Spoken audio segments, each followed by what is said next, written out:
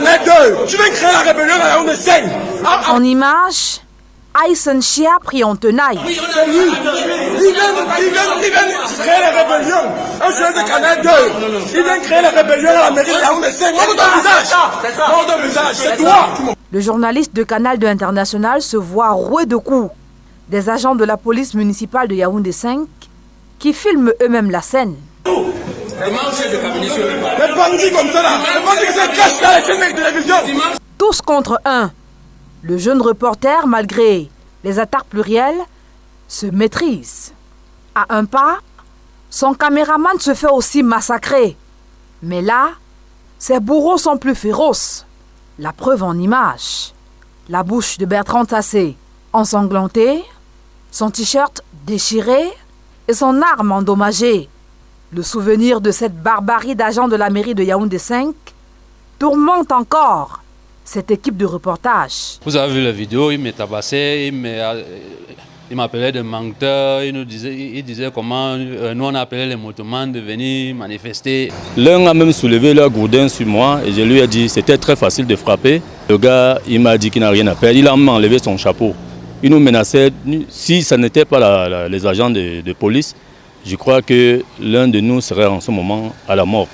Au lendemain de cette sauvagerie, le journaliste d'expression anglaise découvre des blessures sur sa joue gauche. Et le caméraman, toujours en soins dans un hôpital de la place, a du mal à parler à cause des blessures dans sa bouche. Des soldats attaqués au front alors qu'ils ne demandaient qu'à recouper l'information relative à un mouvement d'humeur des conducteurs de moto-taxi dans cette commune. Quand on est arrivé à la mairie, c'est vrai que la grève était déjà finie. Ça faisait déjà peut-être 1h30. Bon, on a quand même cherché à raconter le maire. On est parti vu le chef de cabinet de maire. Donc il nous a annoncé chez le maire qu'on était là. Bon, après, il repart, le maire nous dit qu'il ne peut pas nous recevoir parce qu'il y avait une réunion d'urgence. On se retourne, on veut partir. Il y a une personne je ne sais pas s'il est de la mairie, qui nous stoppe, qui nous interpelle, il nous dit qu'il peut nous expliquer ce qui s'est passé avant qu'on arrive. Pendant qu'on était en train d'interviewer ce monsieur, voilà les motomans qui reviennent encore, au moins une centaine, en faisant trop de bruit, les klaxons par-ci, par-là. Et mon caméraman qui se retourne, il veut prendre quelques images. Subitement, il se retrouve en train d'être frappé. Certains nous disaient même sur place qu'ils n'avaient plus rien à gagner ni rien à perdre parce qu'ils sortaient de Kondengui. Moi, ce qui m'a choqué, c'est est-ce que c'est comme ça qu'on devrait se comporter? Si les gens sortent de Kondengui et qu'ils ont peut-être, je ne sais pas s'ils ont tué ou quoi, est-ce qu'on devait les prendre, les amener là où il y a des hommes bien, des hommes qui ne veulent faire que leur travail? Et voici que se produit l'irréparable des Awara, agent de la police municipale de Yaoundé 5. Informé, le rédacteur en chef délégué, Rodrigue Tanguay, vole au secours de ces éléments. Sur place, il essuie lui aussi l'humiliation de ces chiens méchants. Je n'ai pas vu une telle humiliation en plus de 10 ans de carrière. Vraiment, ça a donné froid au dos et ça continue de me faire peur.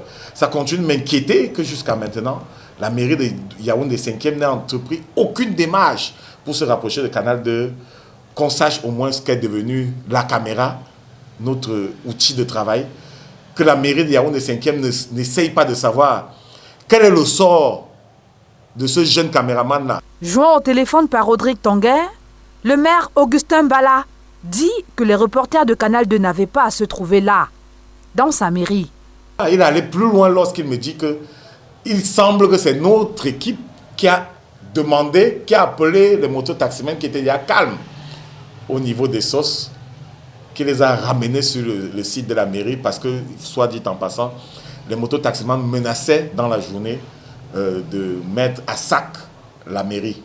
Le syndicat des journalistes du Cameroun dénonce une telle cruauté qui ne saurait se terminer là, en ce qui concerne Canal 2 International. Il y a la direction générale qui est en train de rassembler les éléments parce que pour déclencher une action, que ce soit en justice ou au niveau administratif, il faut rassembler tous les éléments. Si la caméra, matériel de travail de Bertrand Tassé, reste toujours dans les griffes des agents de la police de cette municipalité, il faut signaler que le turbo, comme il se fait appeler affectueusement, a perdu de sa puissance depuis hier.